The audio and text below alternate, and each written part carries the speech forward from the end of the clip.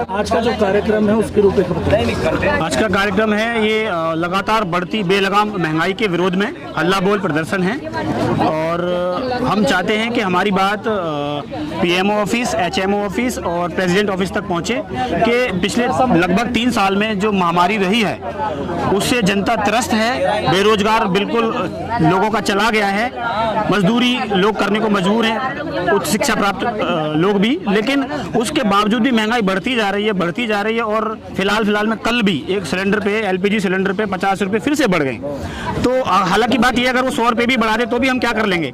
तो फिर ये युवा इसलिए आगे आए हैं, ये बहुजन समाज पॉलिटिकल यूथ इसलिए आगे आया है कि ये महंगाई लगातार बढ़ती जा रही है, इससे आम आदमी पिस रहा है। तो पॉलिटिकल पार्टियां क्या कर रही हैं उनसे लेना देना नहीं है। समाज में जो ये सभी कुछ स्टूडेंट हैं यहाँ पर, कुछ जॉब भी करते हैं और कुछ बेरोजगार भी हैं, बट महंगाई से वो त्रस्त हैं और आप लोग भी त्रस्त होंगे। आप बोले पॉलिटिकल पार्टी से लेना देना नहीं है, लेकिन जो सत्ता में सरकार बैठी है उससे तो लेना देना है। हाँ बिल्कुल, उन्हीं से हमारा सवाल है। हाँ। उनसे हमारा सवाल है कि हमें, हमारी दरख्वास्त है श्री माननीय मोदी जी से, माननीय गृह मंत्री अमित शाह जी से और महामहिम माननीय रामनाथ कोविंद जी से कि ये लगातार महंगाई बढ़ती जा रही है, इस पे काबू करना बहुत जरूरी है। जनता पिस रही है तो हम इस ओर उनका ध्यान केंद्रित करना चाहते हैं। जनता अगर पिस रही होती तो सड़कों पे होती, वो तो आप मुझे बताइए आपको लगता है कि आप आज से 4 महीने पहले कितने का पेट्रोल भरवा रहे थे और अभी कितने का भरवा रहे हैं? आपको लगता है कि महंगाई है? लोग तो बोल रहे हैं कि महंगाई कितनी भी हो जाए देखिए, ये अभी कहते हैं ना, किसी चीज को एक शुरुआत की जरूरत होती है और अभी तक उन्हें कोई शुरुआत नहीं मिल रहा था, लेकिन अभी उन्हें बहुजन समाज पॉलिटिकल यूथ के नाम से एक शुरुआत मिल गई है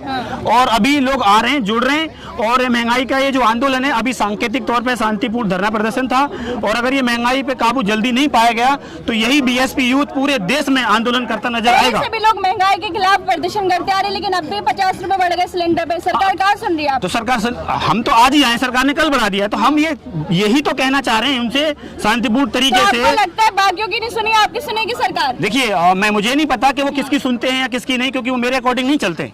मुझे ये लगता है कि मैं देश का नागरिक हूँ तो मुझे भी बाबा साहब ने संविधान में अधिकार दिया है कि मैं भी अपनी बात रखूं। आप देश के नागरिक है तो सरकार यही तो कह रही है ना कि महंगाई देश हित में है, झेलो इसको। नहीं, महंगाई देश हित में है तो वो एक लिमिट होती है ना, सरकार की जिम्मेदारी होती है रोटी कपड़ा मकान आम जनता को मुहैया कराए। अब जनता पिस रही है, अमीर लोगों के लिए महंगाई नहीं है, वो तो अगर 100 का ले लें 150 का भी ले लेंगे, लेकिन जो गरीब आदमी है, जो मजदूरी कर रहे हैं, उनको रोजगार नहीं मिल रहा कोविड की वजह से, कोविड के बाद से, तो वो लोग आवाज नहीं उठा पा रहे हैं। अब हमने ये कॉमन कॉज लिया है कि हम ये आवाज उठाएं, उन तक अपनी दरखास्त पहुंचा रहे हैं। अब ऐसा तो है नहीं, आप जो सवाल कर रहे हैं कि वो कम तो कर नहीं रहे, तो ऐसा तो नहीं है कि मैं उनको बोल दूं आज ही कमी कर दीजिए। तो सरकार ने बोला तो है ना, दूसरे भी रोजगार है, पकौड़ा बेच लो।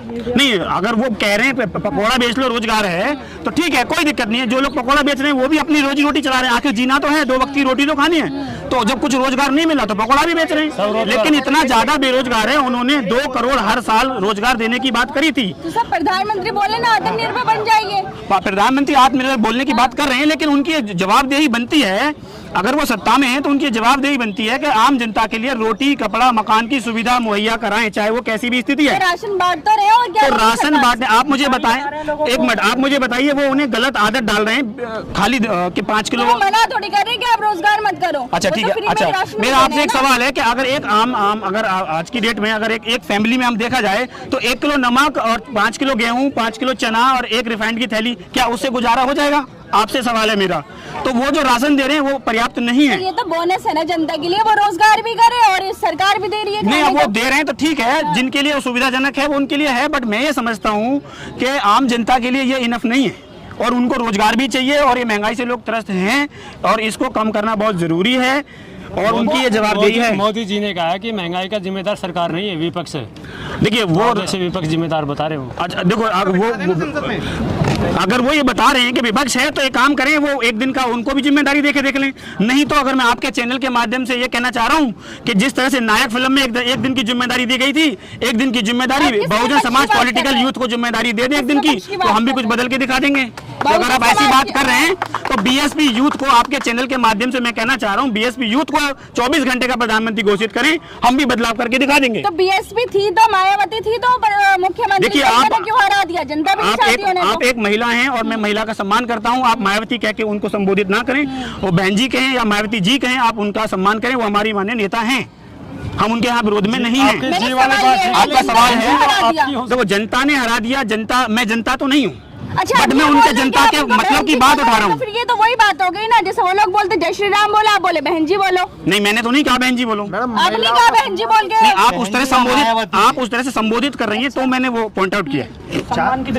मैं यहाँ किसी को वो सिखाने नहीं आया हूँ, बट मेरी जो कॉमन कॉल है वो यह थी कि सरकार की जवाबदेही है रोटी कपड़ा मकान की और रोजगार की। पिछले 4 साल से लगातार रोजगार जा रहा है, छिन रहा है, रोजगार नहीं मिल रहा है और महंगाई बढ़ती जा रही है। तो इस पे आप मेरी बात भी पूरी हो जाने दें। आप बहुत सवाल पे सवाल दागते रहेंगे तो मुझे गोलों की तरह लग रहे हैं, तो मुझे भी मेरी बात कहने दीजिए। मैं ये कहना चाह रहा हूँ कि सरकार तक ये आवाज़ पहुँचनी चाहिए कि ये महंगाई बहुत ज़्यादा है, उनके कानों तक आवाज़ पहुँचे, इसको कम करा जाए, क्योंकि जनता पिस रही है। आप इस वीडियो के माध्यम से या आपके चैनल के माध्यम से ये बात उन तक पहुँचेगी। हो सकता है उन्होंने अभी तक नहीं सोचा, क्या पता आप सोच रहे हैं। तो ये मेरे कहने का मतलब ये है, आप जो सवाल दाग रहे हैं अच्छी बात है। महंगाई बढ़ा रहे हैं ना, देखिए आप उनसे मिलकर आए कि वो बढ़ाते रहेंगे महंगाई, तो महंगाई बढ़ नहीं रही। हाँ, तो महंगाई एग्जैक्टली अभी तो, अब वही तो मुद्दा था, आप आ गए ना इसी चीज पे। अभी आपने बोला महंगाई तो बढ़ रही है, वही चीज मैं कहना चाह रहा हूँ कि महंगाई बढ़ रही है। तो कुछ सोच समझ के बढ़ा रही होगी ना सरकार, कुछ सोच समझ के बढ़ा रही होगी। देखो कुछ भक्त लोग ऐसे भी हैं कि वो मोटरसाइकिल को कंधे पर रखकर ही बोलते हैं मोदी जी ने किया तो अच्छा ही किया होगा। तो हो सकता है आप उनसे इंस्पायर होकर ऐसे सवाल कर रहे होंगे, बट मेरा कहने का मतलब ये है सीधा कि रोटी कपड़ा मकान रोजगार की जिम्मेदार सरकार की है, तो वो उन्हें मुहैया कराना चाहिए। हम इस ओर उनका ध्यान आकर्षित करना चाहते हैं और एक संदेश भी देना चाहते हैं कि अगर ये महंगाई शांत नहीं होगी तो बीएसपी यूथ पूरे देश में ये आंदोलन करेगा महंगाई के विरोध में, शांतिपूर्ण तरीके से और पूरे संवैधानिक दायरे में। अच्छा, मायावती जी के टाइम पर अगर कम थी महंगाई तो फिर वो सत्ता में क्यों नहीं आता? देखिए, मैं आपसे कहना चाहूंगा, यहाँ पूरे देश की बात हम कर रहे हैं और मायावती जी जो उत्तर प्रदेश की 4 बार की मुख्यमंत्री रही हैं, आप बार बार मायावती जी पे लेके जा रही हैं। तो मैं कहना चाहूंगा, मैं पर्टिकुलर किसी पर्सन पे कोई कमेंट नहीं करना चाहूंगा। मैं पूरे देश की राजनीति में, पूरे देश में जो महंगाई बढ़ रही है मैं उस पर बात करना चाहता हूँ। आप उसको हर बार उत्तर प्रदेश लेके जाना चाहते हैं तो बिल्कुल गलत है, मैं आप उसका जवाब नहीं दूंगा। मैं बार मेरी एक ही बात है, किसको देखे जी, जनता विपक्ष के नजरिए में किसको देखे? क्योंकि देखिए, जनता विपक्ष के नजरिए में मैं कोई बहुत बड़ा नेता नहीं हूं जो मैं ये कहूंगा या ये मैं डिसाइड करूंगा कि उसको देखे या मेरे कहने से जनता उधर देखेगी। नहीं, मैं जनता के हित की बात उठा रहा हूं। तो आज अगर 50, 100, 200 आए हैं तो कल 5,000, 10,000 भी आएंगे और अगले दिन 5 लाख भी आएंगे। मेरा एक ही कहना है कि महंगाई जब तक नहीं घटेगी हम ये आंदोलन जारी रखेंगे। नमस्कार, जय भीम। में निर्देशित तो किया ही गया था, पार्टी को भी बोला ही गया था, पार्टी के पदाधिकारी जा रहे हैं। हम लोग तो पार्टी के कार्यकर्ता हैं, सपोर्टर हैं, ठीक है। तो हम लोग भी महंगाई को लेकर के सड़कों पे आ रहे हैं। तो लोगों का मुद्दा तो जो उठाना पड़ेगा, जो महंगाई है बहुत ज़्यादा हो चुकी है। जैसे आपको पता, हर चीज़ रोज जो है वो पेट्रोल, डीजल और सरसों का तेल हो गया, हर चीज़ के रेट रोज बढ़ रहे हैं। सिलेंडर महंगा होता जा रहा है, हरी सब्जियां इतनी महंगी होती जा रही हैं। तो कहीं ना कहीं तो किसी न किसी को शुरुआत करनी पड़ेगी, विरोध प्रदर्शन करने पड़ेंगे, सरकार के खिलाफ आवाज़ उठानी पड़ेगी। तो सरकार के खिलाफ तो लगातार आवाज उठ ही रही है ना? कौन उठा रहा है? जनता उठा रही है। कहाँ पे उठा रही है? आप यहाँ कितने चैनल्स पे उसकी कवरेज आती है? कितने चैनल्स पे उसकी कवरेज आती है, आप ये बताइए मुझे।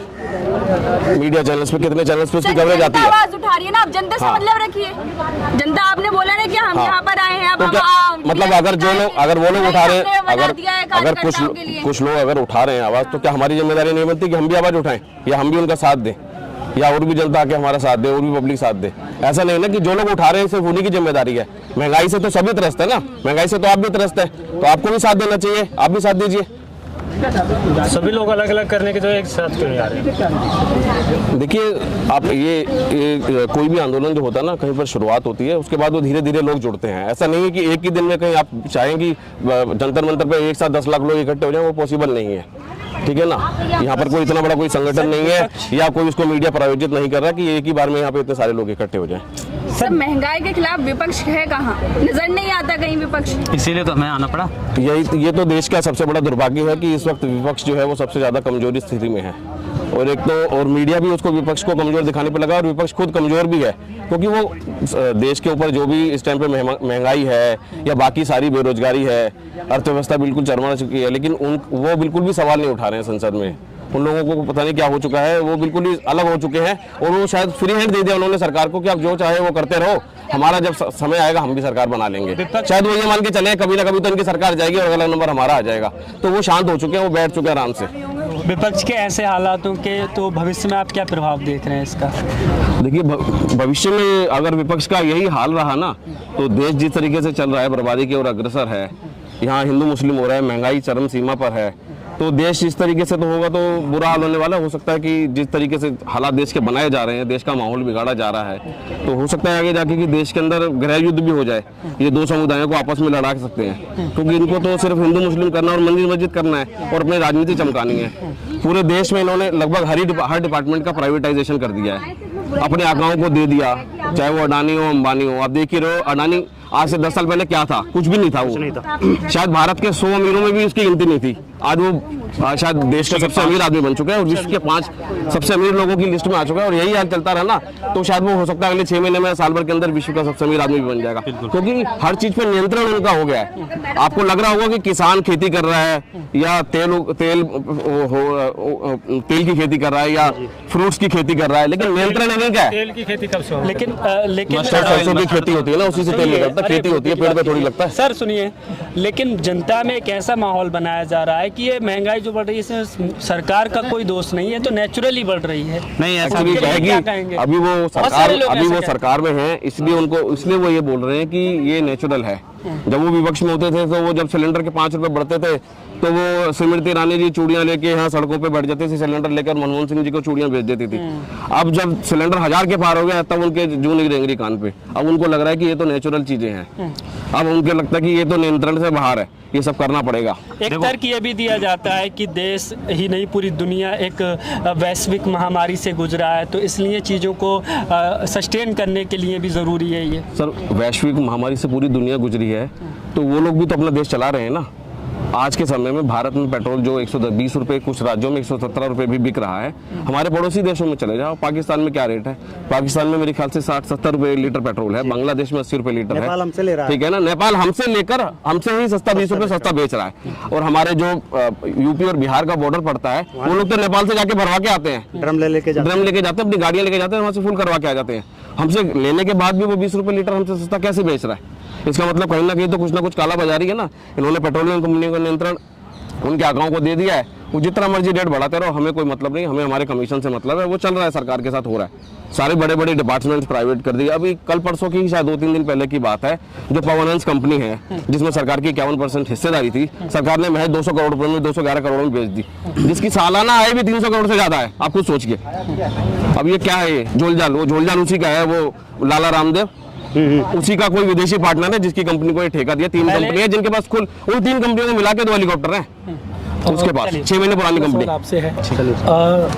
लगातार जिस तरह से अब हम हाल में बीएसपी यूथ को सड़कों पे देख रहे हैं, या आने वाले भविष्य में क्या और तैयारियों के साथ आप लोग उठेंगे? जी, मैं आपको ये बताना चाहता हूँ कि आज जैसे हमने ये महंगाई का मुद्दा उठाया है, ठीक है, और आने वाले समय में इस तरह की गतिविधियां होती रहेंगी। और जो समस्याएं हैं हमारे देश के अंदर, जैसे बेरोजगारी की समस्या बहुत चरम पर है, इस तरह की समस्याओं पर हम लगातार आवाज़ उठाते रहेंगे।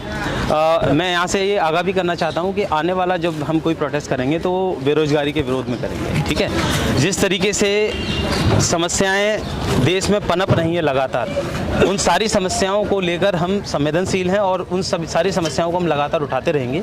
जैसे कि आप जानते ही हैं कि ज़्यादातर जो मेन स्ट्रीम मीडिया है वो किन मुद्दों को उठाती है? ज़्यादातर धर्म के मुद्दों को उठाती है, ज़्यादातर वो राइट्स जो है ना करवाने वाली बातें करती है। और मीडिया हाउस में बैठ के आप लोगों के चैनल के माध्यम से हम उन मुद्दों को उठा रहे हैं जो वास्तविक हैं, जो एक राजनीतिक तौर पर जो बातें होनी चाहिए। बाकी देशों में भी जहाँ डेवलपमेंट होता है वहाँ भी सरकार मॉनेटरी पॉलिसी बनाती है, हमारे देश में भी सरकार मॉनेटरी पॉलिसी बनाती है। टेलीविजन में जो उठते हैं मुद्दे उनकी आप बात कर रहे हैं, लेकिन सर जनता भी तो उन्हीं में रुचि ले रही है। घंटों घंटों बैठ के डिबेट देख रहे हैं, टीआरपी बढ़ रही है इसीलिए वॉर दिखा रहे हैं। वो महंगाई का, बेरोजगारी का, इन मुद्दों को उसे भी चिंता नहीं लग रही है, ना ही सड़कों पर दिखाई दे रही है। आज आप देखिए उतर कर आए, कितने लोग आपके साथ में आए। देखो, हम जैसे हमने यहाँ पे आज ये प्रोग्राम किया, ये प्रोग्राम जिन लोगों के जो भी इस प्रोग्राम को देखेंगे आपके चैनल के माध्यम से, उन लोगों को एक मैसेज तो जाएगा कि यार बाकी में देश के अंदर बाकी मुद्दे और भी हैं।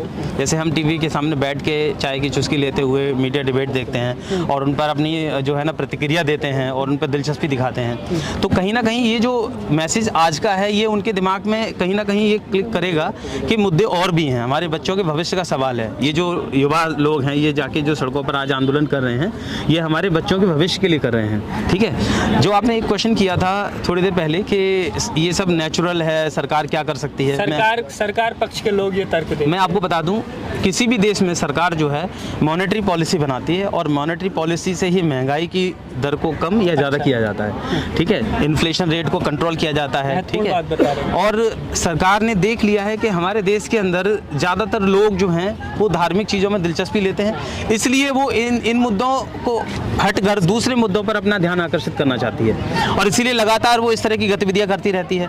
वास्तविक तौर पर हमें इस बात से कोई ज़्यादा दिक्कत नहीं है कि बॉर्डर पे क्या हो रहा है, वो जो एजेंसी हैं वो देख ही रही हैं, लेकिन मीडिया हाउस ये एहसास कराना चाहती है कि हमारा ध्यान इन मुद्दों से हटकर और बॉर्डर पे पहुंच जाए। हम अपने बच्चों की शिक्षा, स्वास्थ्य, रोजगार की समस्याओं को भूलकर इन मुद्दों पर ज़्यादा अहम दिलचस्पी है।